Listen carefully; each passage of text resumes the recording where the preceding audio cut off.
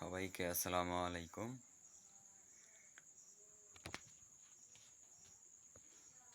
তো আজ একটা বিষয় নিয়ে আপনাদের মাঝে উপস্থিত হলাম, সেটা হলো ক্রিকেট প্রসঙ্গ। বাংলাদেশ শ্রীলঙ্কা মধ্যকার প্রথম টেস্ট, প্রথম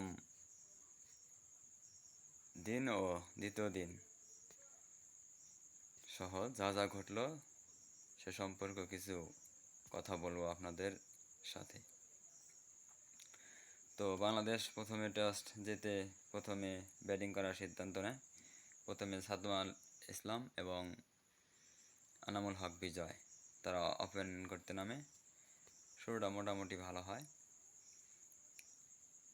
তো আসল আসল যারা ভালো খেলেছেন তাদের নিয়ে দুটি কথা না বললেই নয়। বিশেষ করে দলীয় ক্যাপ্টেন শান্ত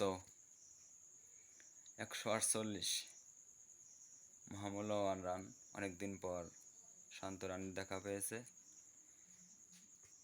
এই জন্য বাঙালি জাতি অনেক খুশি।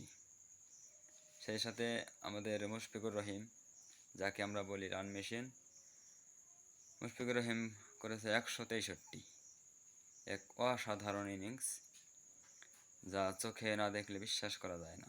খুব দারুণ ইনিংস মুশফিকুর রহিম। লিটন দাসও অনেক ভালো খেলছে, 90 রান, 10টি রানের জন্য তিনি সেঞ্চুরি পাননি। খুবই হতাশ, দুঃখজনক। লিটন কুমার দাসের ইনিংস খুব ভালো লেগেছে, আপনারাও দেখেছেন, আমিও দেখেছি।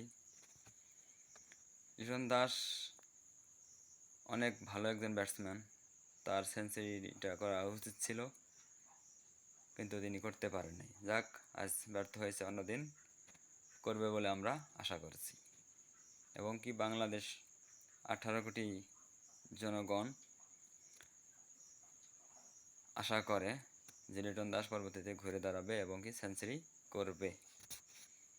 তো দিন শেষে বাংলাদেশের সংগ্রহ 484, 9 উইকেট। 9 উইকেটের মাধ্যমে এই রানটি সংগ্রহ করেছে।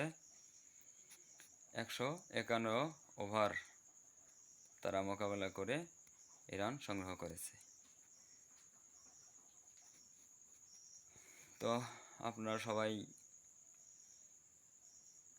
টেস্ট ম্যাচ দেখছেন, আমিও দেখছি। তো